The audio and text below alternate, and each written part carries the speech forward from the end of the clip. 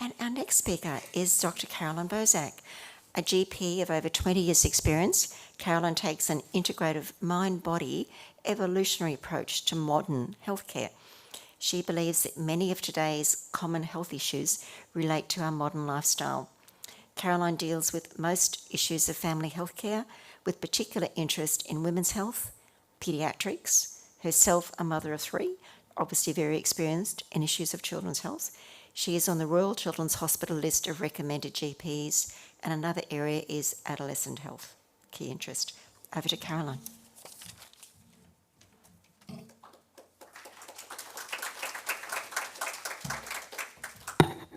Hello. So I'm going to talk to you today about some of the environmental impacts on children's health, and which are becoming increasingly important in today's modern age of industrialisation and information technology. Some of the information I'm going to present tonight might seem quite logical and common sense to you, but unfortunately is not being lived out in the wider community. So in brief, the brief I got to speak today is building blocks to achieve the best health outcomes now and to help create healthy adults in the future. So it's something I'm passionate about in my work as a GP who sees mostly women and children, and especially having seen the landscape of health and disease change very dramatically in the last few years. So I've been a GP for 20 years, and there's been a massive change in disease presentation probably in the last 5. For example, celiac disease, allergy and anaphylaxis are becoming increasingly prominent. And as a healthcare professional in the first line, I feel like I'm in a position to make a difference.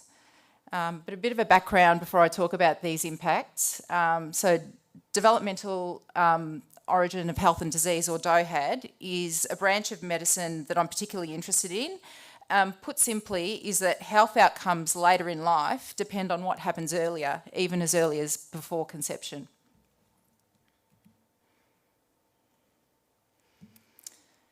So important concepts in the DOHAD paradigm are that what happens in the womb lasts a lifetime, and that the major impact on the health of children and beyond are environmental impacts in the womb. So rather than you are what you eat, you are what your mother ate, or even what your grandmother ate. And there was a little mini experiment, or a human experiment, that happened in World War II, the Dutch hunger. The Dutch were trying to prevent the Nazis from coming into their country, and so they stopped the train services. But in retaliation, the Nazis stopped food from going into the Netherlands, and 20,000 people died of starvation. The women who were pregnant at that time and went on to have live babies, the kids became obese as adults, higher incidence of mental health issues, higher incidence of diabetes and other health problems compared to their brothers and sisters who didn't have such problems. And that's an evidence of epigenetics that Alison was talking about, so that how environment affects our genes.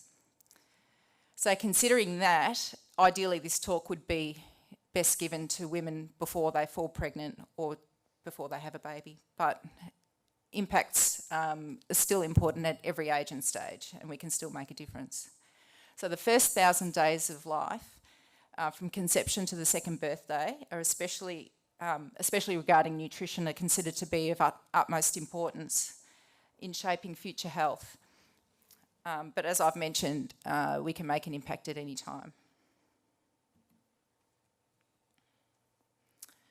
So based on research published in The Lancet, the US-based 1000 Days was born, and it's an organisation that was born in order, it addresses the rise in non-communicable diseases that we're seeing in the modern age, and they lobby for policy and funding priority to make a health difference for future populations. And Melbourne's, so that's the 1000 Days based in the US, and the infogram on the left is Melbourne's own Murdoch Institute's version based on this. So it basically indicates how pregnancy and early infancy is very important for future health, even going on to affect wage earning and health.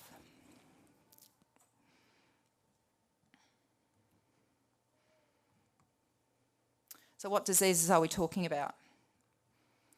So they're non-communicable diseases. So traditionally we died of either violence or infection, and now we are dying of these, or we're experiencing these conditions at increasingly rapid rates. So cardiovascular disease, obesity, diabetes, asthma, allergies, autoimmune disease, cancers, liver and kidney disease, arthritis, osteoporosis, mental illness, and neurological and neurodevelopmental disorders. So these are becoming increasing drainers on the Medicare budget at increasing rates.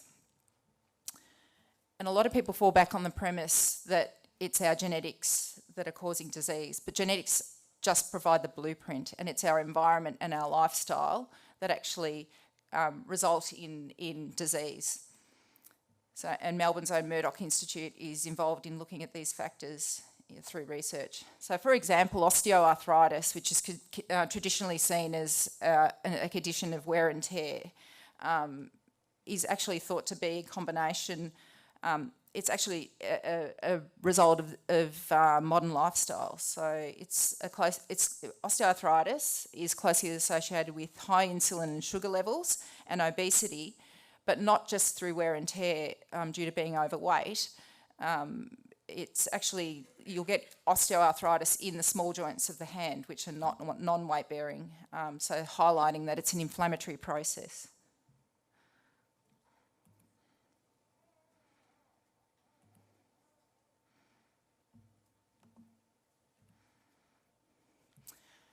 So it brings me back to my talk. So influences on health, I'll be talking about nutrition and exercise, environmental toxins and exposures, but not to minimise the importance of psychosocial cultural stress, which is a talk in itself. And genetics is last on the list because it simply provides the blueprint.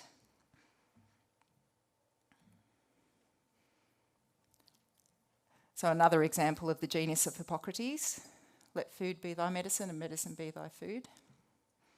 In fact, nutrition is the major focus of the 1,000 Days organisation.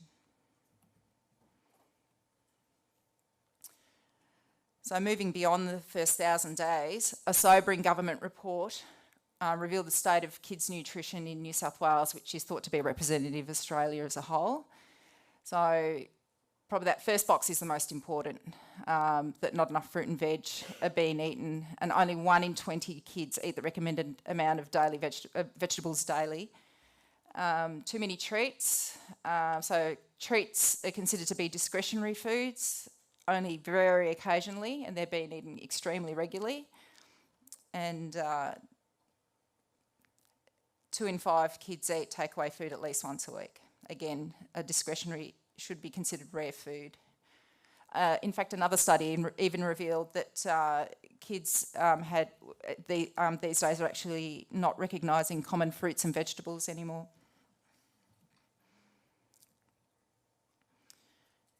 And just some other things that came out of there.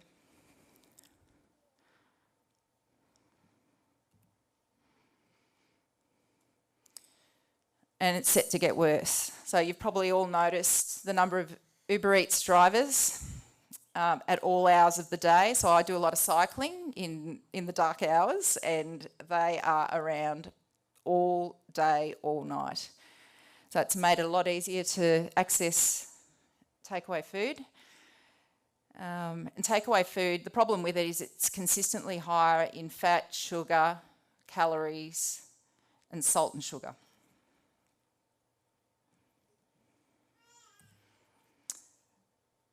So this is taken at my local supermarket. So it's just muesli bars are part of the ever-expanding selection of processed foods on our shelves. Clever marketing makes us think that they're healthy for us. And so muesli bars are just basically a vehicle for sugar, bad fats and salt. And that's just, muesli bars now take up an entire side of an aisle in my supermarket.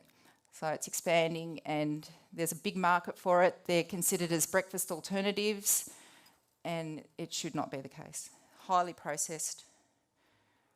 And the health food aisles are no better.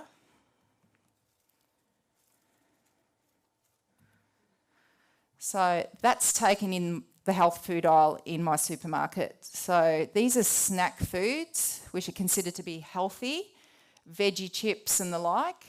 And if you actually look at it, so cassava, so this is a popular range of veggie chips. Cassava is a root vegetable that has even less nutritious value than a potato, apart from simple carbs, no vitamins, no minerals. And the second ingredient on there is tapioca starch, which is extracted from the cassava. And then the third ingredient, sunflower oil, which is extremely inflammatory and should not be ingested. And that is what's in our health food section. And the cheeky monkeys up there, those snack foods are extremely popular. I see every kid, messy monkeys, I see every kid having them, and that's where we're at. So what diet should we be aspiring to? So, Mediterranean diet. So as you can see, complex carbs, fruit and veg make up the bulk of the diet, and then moving up from there. So I often get kids, parents saying that their kids won't eat veggies, and like Tamara said, you just have to persist. Look, one thing I did, one thing that I advise and one thing that I did with my kids was I come from the approach that your vegetables are as necessary as brushing your teeth, as flossing your teeth and sleeping. So you need to have them, you don't have a choice. And so I gave it to them before their meals, and then they moved on to their meal. If they didn't want their veggies, they didn't get the rest of their meal. And when early in my career, before I even had kids, I was lucky enough to have gone to a paediatric conference. A respected paediatrician at the time gave a talk on the fussy eater, or my kid won't eat. And it was just a great thing to have heard that he said that some kids are very fussy. At some stages of development will appear to live on air. And he said kids will never starve to death. Just never offer an alternative. That includes milk, because a lot of people will a lot of parents will say, oh, well, I'll give them milk, at least they're getting some nutrition. Well, that actually counteracts further appetite. So he said if they don't want to eat, you just move, you don't make a fuss, move on, they don't get a choice, and then you move on to the next meal at the next time, and eventually they'll eat. So that was great advice, and it set me in good stead for general practice. Another tip of mine is allow your kids two foods that they refuse to eat. And this list can change. It gives them a little bit of autonomy, and it does respect the fact that we all have our likes and dislikes. And this list can change, but only, keep it quite limited.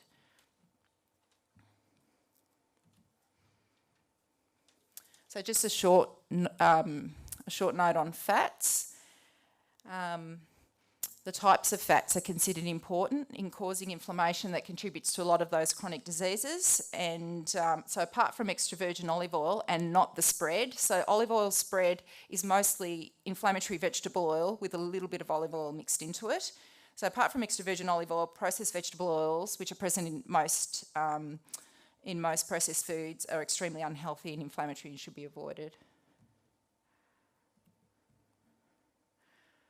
And dear to my heart is exercise. So as you can see, why wouldn't you?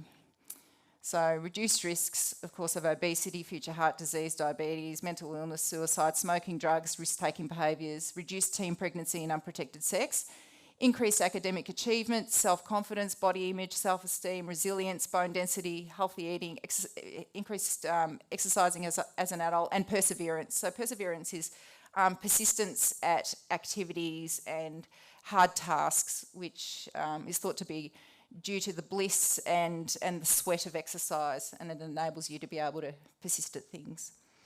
And I don't think we can afford to sit back and say, which is what I hear from parents, they say, well, my kid's not the sporty type and my kid doesn't really like to. Well, again, just like with the veggies and just like with brushing your teeth, it's an absolute necessity for overall health.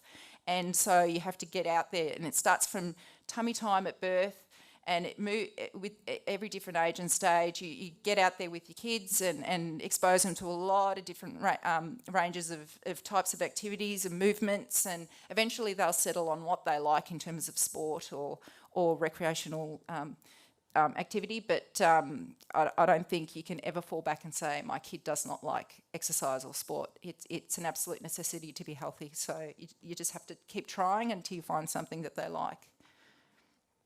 And I think you owe it to them, not just for those reasons, but one thing I see is adults who try and take up exercise as an adult when weight becomes an issue.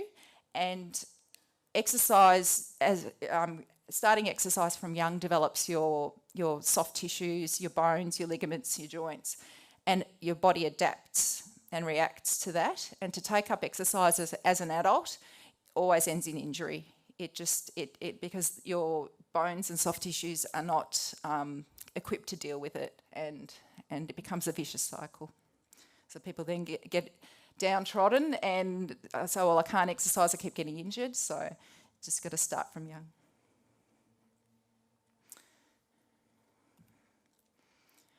So while providing us with many of the luxuries and discretionary items that we enjoy today, it seems that industrialisation has come at a price, with thousands of toxins present in every aspect of our environment.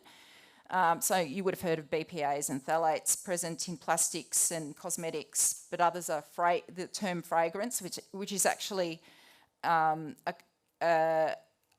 umbrella term for over 4,000 different types of toxins, 3/4 of which have been listed as risks for breast cancer. They're called endocrine disrupting chemicals because they act like our own hormones and have effects. So why are they so dangerous? So they're associated with a lot of different aspects of disease. So a lot of the chronic diseases that I mentioned earlier, including diabetes, obesity, heart disease, so thyroid disease, neurodevelopmental disorders in kids, especially if exposure occurs at certain times of development, including in the womb, early childhood and puberty, so when rapid growth is taking place. And having hormonal action, it doesn't take much of an exposure to have an effect. Especially if it's at a critical time. So for example, when I started studying medicine, breast cancer rate was 1 in 15, was mostly in postmenopausal women, and now it's 1 in 8, and pre and postmenopausal about half and half. And the only way that can have occurred is through environmental means. So hormone disruptors are thought to be a major contributor to the rise in neurodevelopmental disorders that we're seeing diagnosed, such as ADD, autism spectrum disorder, developmental delay and behavioural issues, which now make up 4 of the top 5 presentations to child specialists. They're also responsible for early puberty, adrenarche, which is early pubic hair, and acne development, which I'm seeing now in 5-year-olds, and thelarche, which is premature breast development. So we're seeing that in 5 and 6-year-olds now. And that's only been in the last 5 years.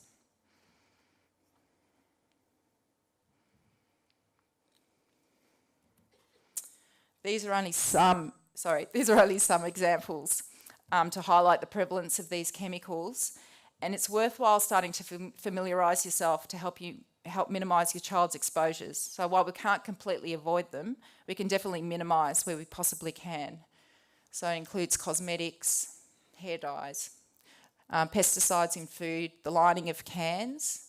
So canned soup is considered to be the worst, canned spaghetti, and then canned fruit and vegetables have got high in BPA. So we've eliminated BPA from our drinking bottles. It's still present in pretty much every single can.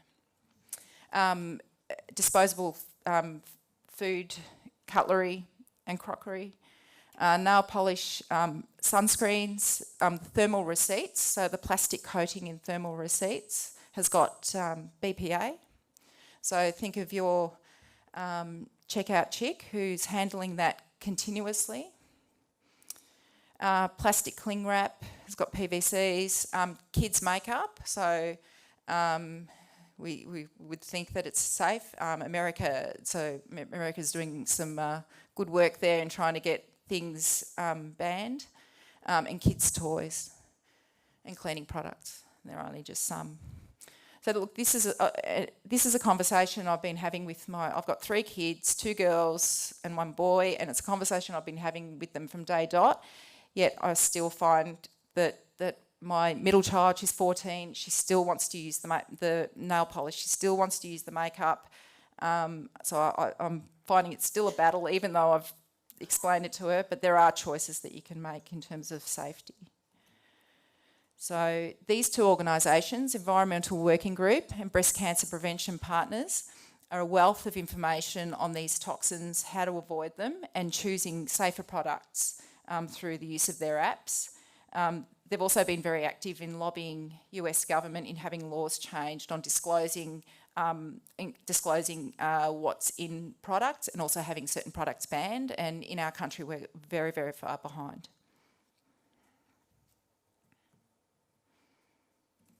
Moving on to my last environmental exposure, screen time. Increasingly present aspect of our kids' lives.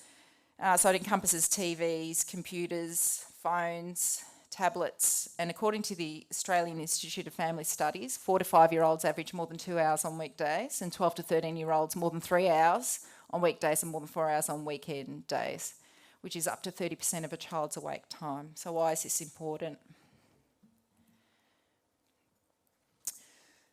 So firstly, blue light affects melatonin, which affects quality of sleep, alertness, concentration, learning, mood, impulse control and well-being through its melatonin and serotonin are intricately related. It has effects on your physiology, leading to increased risk of obesity, hypertension, diabetes, heart health and cancer, independent of being sedentary. So reading doesn't have this effect, but screen time does. It is a stressful response. Our body responds with stress to screen time, unfortunately. With gaming, effects on dopamine increase, risk of screen addiction and other addictive behaviours later in life, drug use and alcoholism. Then there's cyber safety issues, and if your young child is online, a 4-year-old looking at 4-year-old sites will get pop-ups of porn. So there's also the issues of bullying. Displaces time away from physical activity and skills. Displaces time away from face-to-face interaction. Effects on vision. So there's a little snippet on the Royal Children's Hospital website of an optometrist who talks about the effect on children's eyes and what she's seeing at the moment. And musculoskeletal effect. So the latest thing that I've been seeing is kids with headaches and neck pain, and all you have to do is ask how much screen time, and you usually get your answer, because they're spending most of their time in a flex position.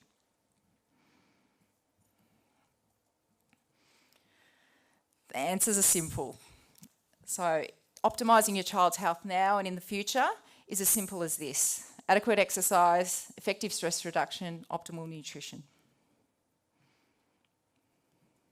And they're just some resources. Thank you.